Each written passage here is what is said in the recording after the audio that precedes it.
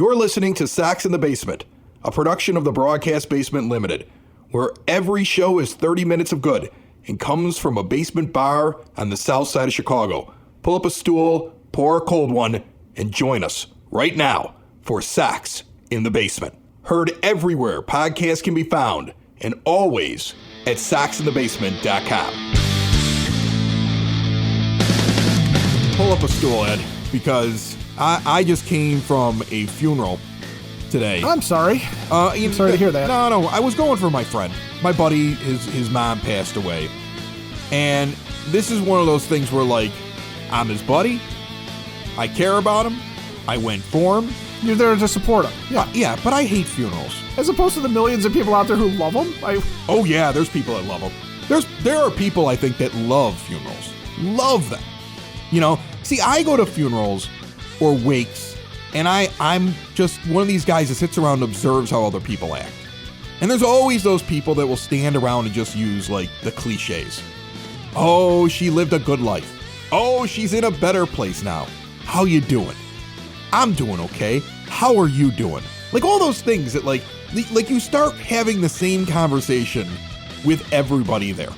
Right. There's no real substance to the conversations. You're all just kind of standing around having the same conversation with each other. And for this one, I was struck by something that I'm struck by at most of these. This is why I don't like going to them, because there's part of it that doesn't feel genuine when you're having conversations with people. So I'm standing at the wake, because the funeral is today, but I'm standing at the wake last night here on the south side. And this guy shows up at the wake that I knew when I was like a kid. I bumped into him once or twice since then, but in the total fabric of time and space, I probably have seen him less than the amount of fingers on my hand in the last 25 years. Like, I do not interact with him. I don't have a problem with him. We just live different lives, and I think the last time that I really had a discussion with him was like high school. It happens. But he shows up, he says hi, we start chatting, and right away he goes into the cliches. Oh, it's a tough time. Tough. Things are tough. Yeah, things are tough. But you know what? Tomorrow we're gonna lay her to rest. And he's got this real, like, look of consternation. This real, like, you know, oh, this is like ripping him apart. I don't think it is. I think this is just how he thinks he's supposed to act at the wake.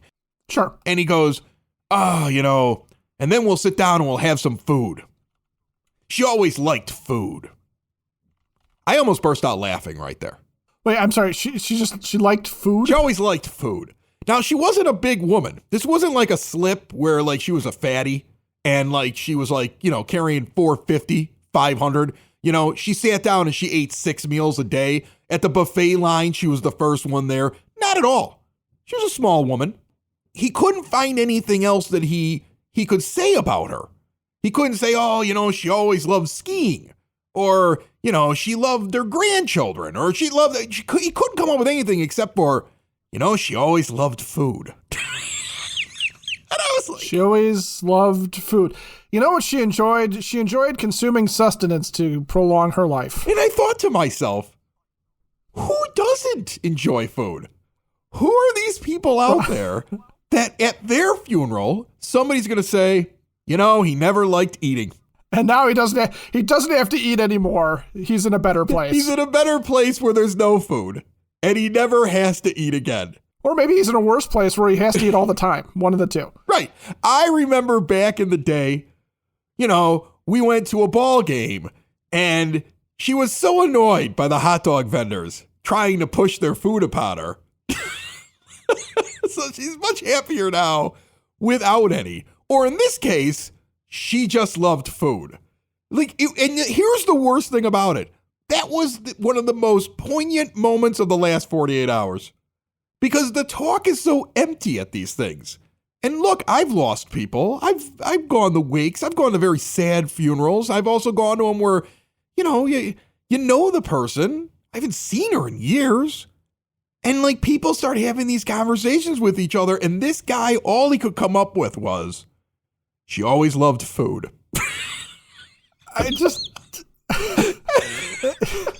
That's like the bare minimum you can say about someone, I think. She always loved. I sincerely hope that there is somebody at my funeral who has something more to say about me than, you know what he used to do? He used to drink water on occasion. He used to chew. I was sitting there, like, that's what I thought. You see, I felt the same way that you feel right now. I turned around, I looked at my son, and I was like, make sure you have something better to say about me when I die. then, Dad always liked a sandwich.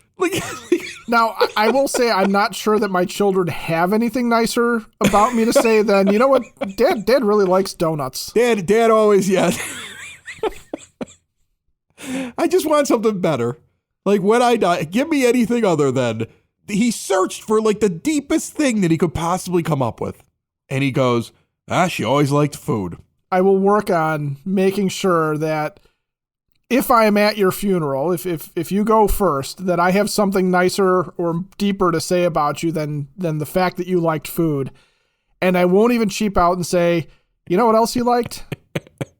He liked to drink things. Yeah. Breathing. He liked breathing. Not doing that anymore. This episode is brought to you by Family Waterproofing Solutions. They're having an installer job fair Saturday, the 26th of February, 8 a.m. to 2 p.m. in Evergreen Park at their home office. They are quickly growing. They're an award-winning family business. They have an excellent benefit package available to those that want to go and join their team. If you've done what they do before and you want to go to a better working environment, or if you want to see what they do and start a new career, check them out. Just bring your valid driver's license Saturday, February 26th to Family Waterproofing Solutions in Evergreen Park. Get all the details at familydry.com. You know, I don't normally talk about things other than White Sox baseball on Sox in the Basement. Right. It's 30 minutes of Sox. But I couldn't help myself. Plus, the lockout continues to drag, and I can see it, folks. I can actually see it in the way that you consume Sox in the Basement. Sox in the Basement always has a pattern when people listen to it, right?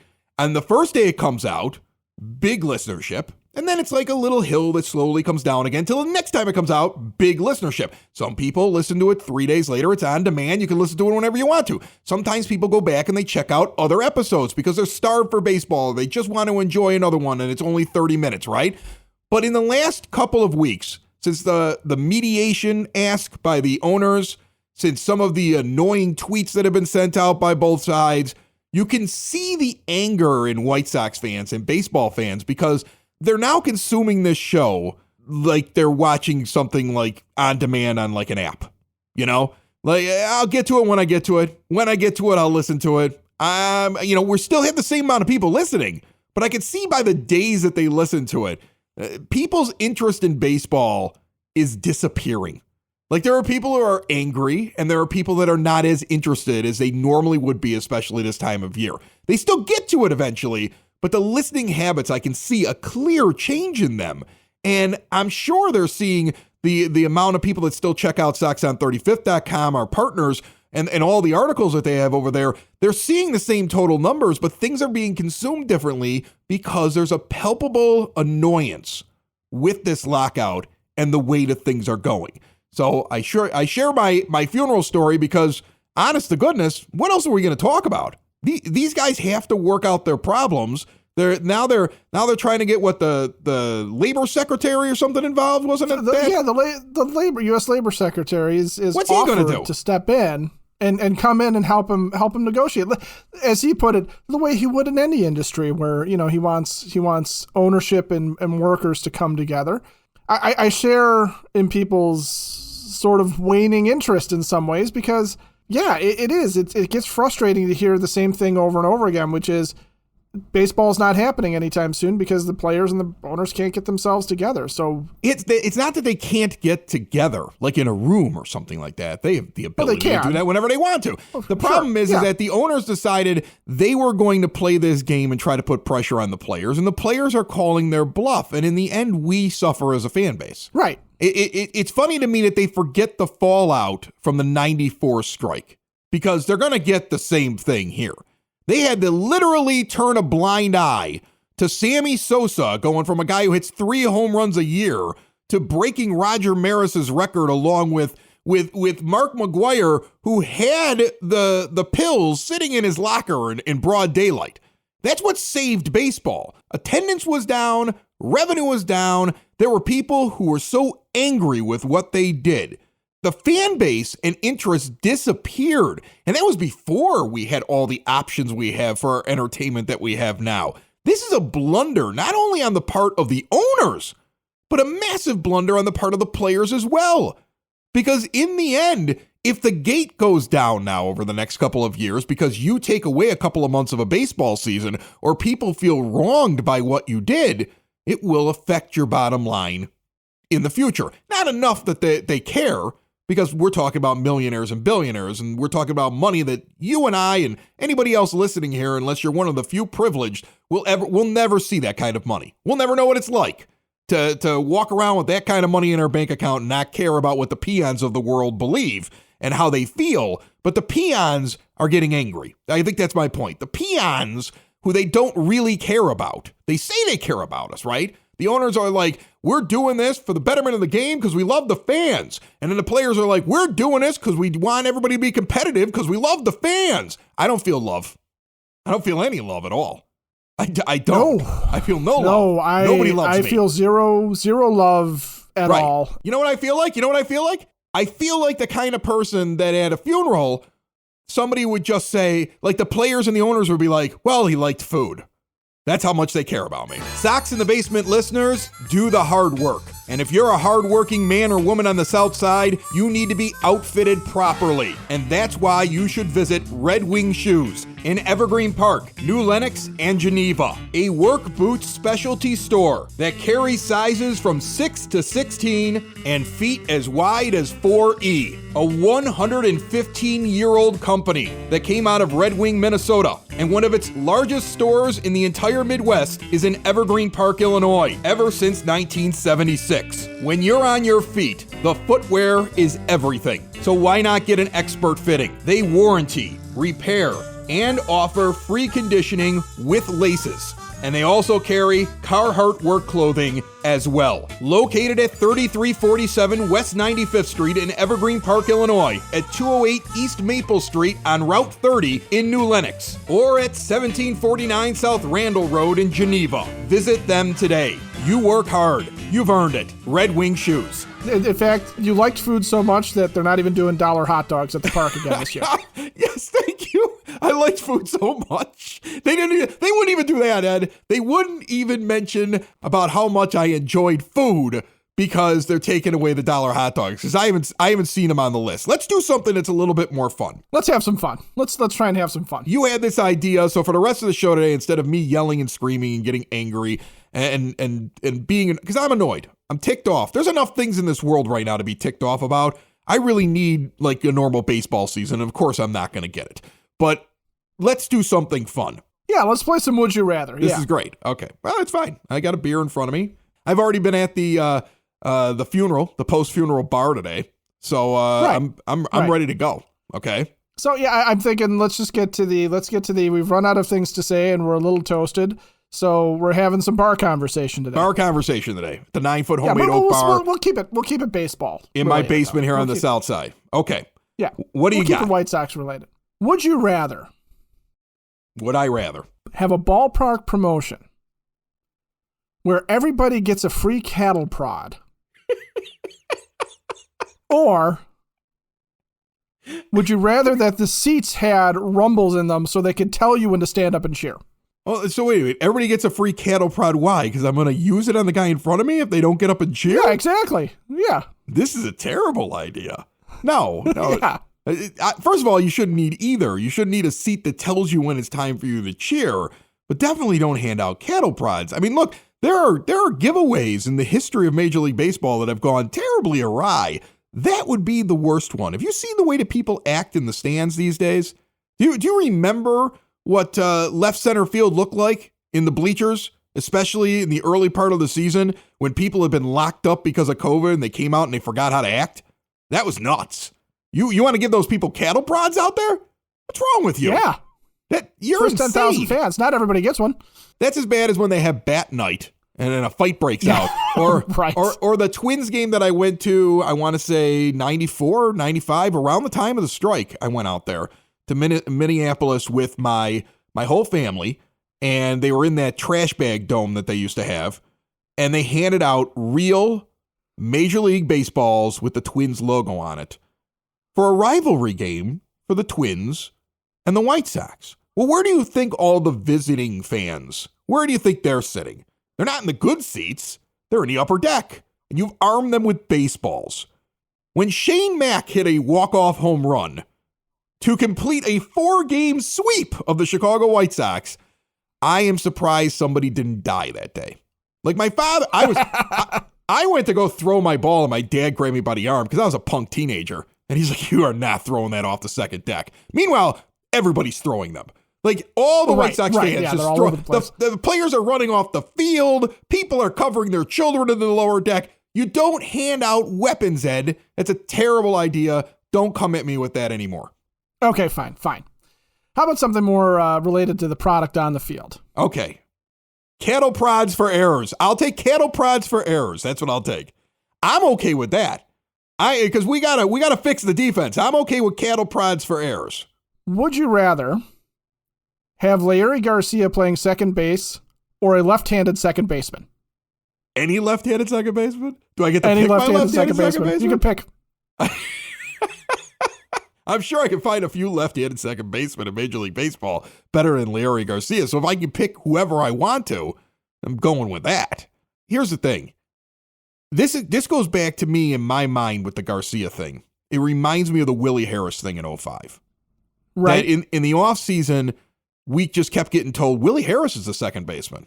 And White Sox fans are like, are you kidding me? Now, Willie Harris's fans, they were like, yeah. But I remember Sox Fest that year, and Kenny Williams was getting roasted on a daily basis. That was back when they would actually get in front of the crowd, and they do it every day. Right. Now they make it so that it's very rare that you even get in there. And when you do get in there, they only do it like one time over the weekend. Like imagine a Sox Fest this year if Larry Garcia was still penciled in to be the starting second baseman for the Chicago White Sox. I think that the discourse amongst the fans would be very similar to when it was Willie Harris in 2005. And with the Harris thing, Gucci's name had already started popping up amongst people who were following the fact that he was posting and that he was going to be available. And they were questioning, you have a team here. Why are you going to start with Willie Harris? And there was a lot of backlash, I remember, at that Sox Fest. And I want to say that they got pretty close to spring training and then they finally pulled the trigger and brought in Gucci. And that was a big deal. I mean, he made such a difference on that team. That one player in that one position made such a difference on that team. They got off to such a hot start. He played incredible defense. He was one of those guys that was always really good at, like, where does the ball need to go? That's why he was like the perfect number 2 hitter. He'd come up and he'd be like, oh, I need to put it to the right side of the field. The disciplined hitting that is the Japanese style of baseball. All right. And I think we'd be hearing the same kind of thing where people would be sitting there saying, hey, look, he's not really that good defensively. And I don't think on a consistent basis over 162 games, I want him in the lineup. And there's better options out there at second base. So I compare it to that. I'll go with left-handed second baseman immediately. All right. On the subject of bringing baseball back from the blunder of the lockout, would you rather the players find a cheat to improve the gaudiness of their stats to bring fans back? Or do you want some sort of non-baseball related entertainment like a halftime show in the 7th inning stretch? But it could be even something, something musical, something tawdry, whatever. Tawdry? Whatever you want to put there. All right. Well, I'm going to avoid tawdry because I like to bring my children to ball games. Yeah. Yeah. Maybe not on family Sundays, but listen, I don't want them to add anything special to a baseball game. I don't want them to do anything to cheat to get people's interest back, but I think they will. If they learn anything from how to recover from what happened with the 94 strike, at some point, somebody's going to have a meeting with somebody else there, and it's going to be, hey, we need to get in the news. Do we have somebody who can put up 75 home runs in a season? Can we create it?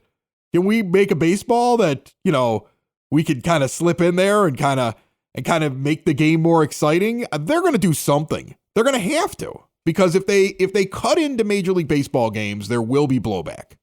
It was shown in 94. It'll happen again.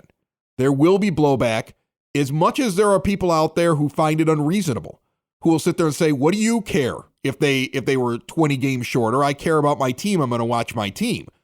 It's the same people that, never went to a Blackhawk game until Bill Wirtz died.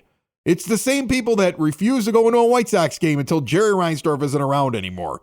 We know those people exist. And so there's going to be a group of people that are going to say, I'm not spending any money on them after they took away my baseball season or the beginning of my baseball season or caused some kind of trouble for me. Why am I giving them more money? There will be a group of people like that, and it will cut into their bottom line. Not enough that it really matters, because if it mattered, they'd be on the field on time. And I'm starting to not be sure if that's going to happen. But yeah, I think it'll be interesting to see how eventually Major League Baseball brings those fans back. And will it have to be something that was underhanded like the beginning of the steroid era? Because in reality, that's what brought baseball back. Like Babe Ruth saved baseball after the 1919 Black Sox scandal. Steroids brought people back when they didn't know it was steroids after the 94 strike. I see it now. I think what they'll do is they'll go for the entertainment factor. I think in the 7th inning stretch, benches and bullpens clear, Royal Rumble style. Last one standing gets a run. Their team gets a run. That's Bo Jackson's music. He's back. Exactly, because then you can bring guys back, Oh, yeah, that'd be great. It's not going to happen, though. Not at all. It'll be something. That'd be fantastic, though, wouldn't it? Unless you find the next Babe Ruth that's going to excite the population, or you find something along the lines of the people breaking records all of a sudden. But I don't think people would trust that. See, that's the thing. So I'm curious if they do put a dent in the fan base for Major League Baseball, what will pull them back out of it? Because they will take a hit for it. Okay, they took a hit in 1919 with the Black Sox scandal. They took a hit in 94 with the work stoppage. If they don't start the season on time, they'll take some sort of a hit, and the longer it lasts, the longer and the bigger the hit will be.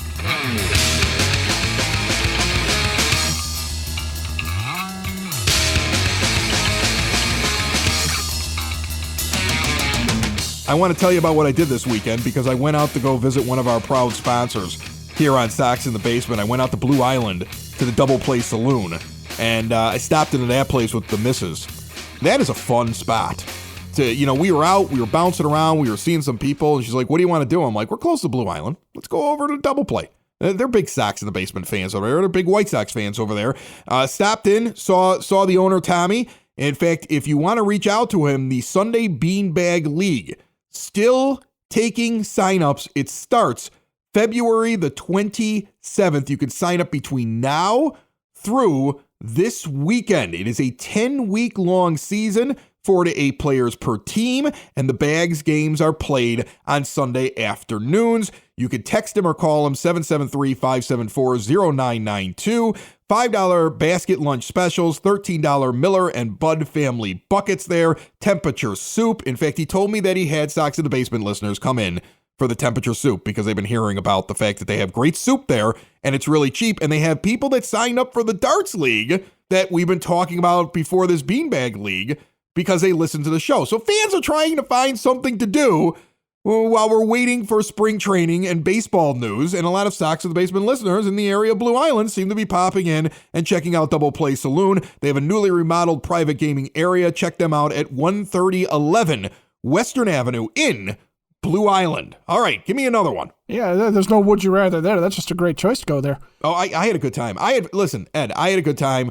It's a neighborhood bar. It's a neighborhood bar that specializes in darts. Friendly people. I met new friends while I was there. I was in there for maybe like an hour and a half, and by the time I left, I knew about 3-4 new people.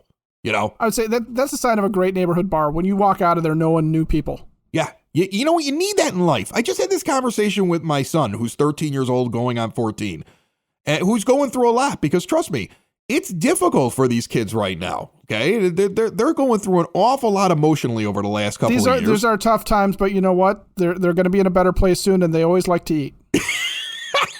But the point is, I was telling them, like, you can't do everything online, kid.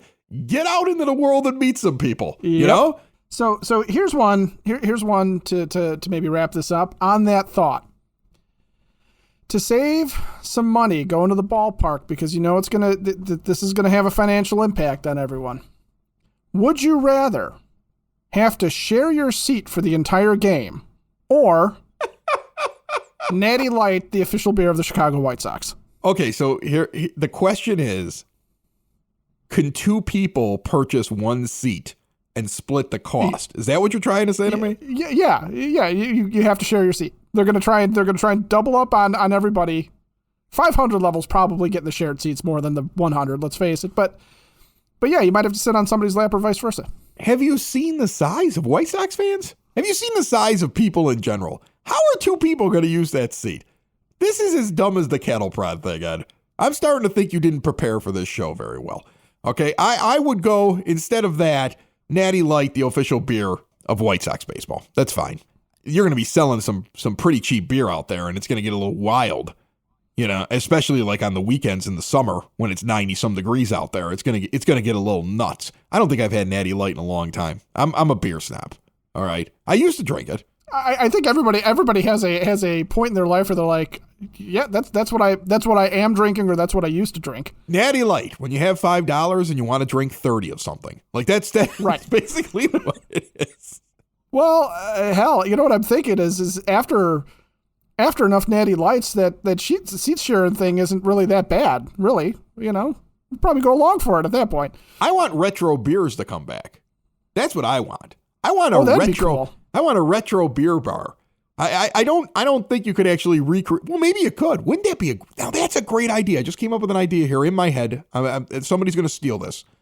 The idea that, like, if you could get a hold of the recipes for certain classic beers, right? And you were able to purchase the rights to that and then brew those beers on a small brewer level.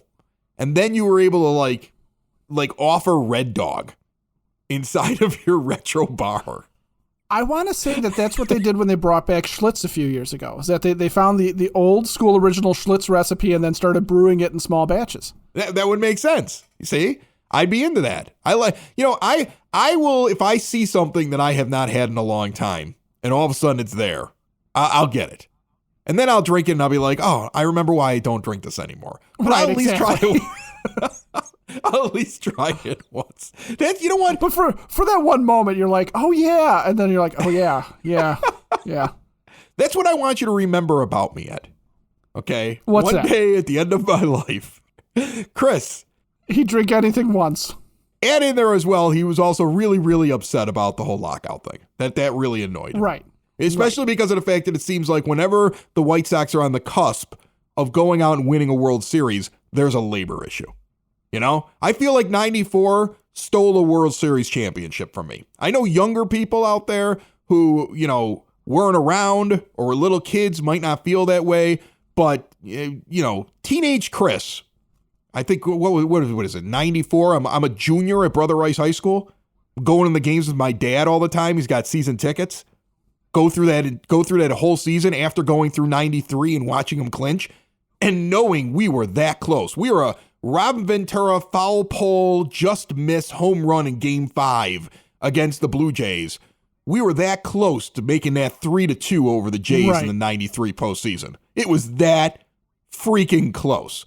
And knowing your team was good and ready and was going to win, and I never want to hear anything about, the Expos. Give me a break. People just say the Expos because it's cool to talk about them so they can pretend that they know something about it. White Sox would have beaten the crap out of the Expos. Actually, the insufferable ones are the Yankees fans. Oh, yeah. Oh, they would have won it that year. No, you wouldn't have. The White Sox were a better team. Sox were going to win that. I feel like the White Sox had a World Series, at minimum a pennant, ripped from them because of that 94 labor dispute. And now I'm watching this junk. And that's what worries me. And here's the thing. It's not like they're going to cut the season short and there won't be a postseason. They're going to find a way to play baseball. But I'm worried that they're going to affect things so poorly that my team doesn't go out and make the necessary moves that it would have made with a normal offseason. And later I look back and say, or I hear something from the front office, well, we would have done that if it wouldn't have been for the labor dispute. That's my biggest fear right now. And then you'll sit there and say, well, if they would have done that, we would have won. Right? Like, I'm so afraid of that right now. But that's a lot to put into like a sentence at my wake. So just go with, I was about to say, at this point, if I have to put all of this stuff on your tombstone, I'm going to need an entire field and a lot of lights to illuminate that so people could read it. Socks in the basement. Socks in the basement. Socks in the basement. Socks in the Basement. Heard everywhere podcasts can be found, and always on socksinthebasement.com.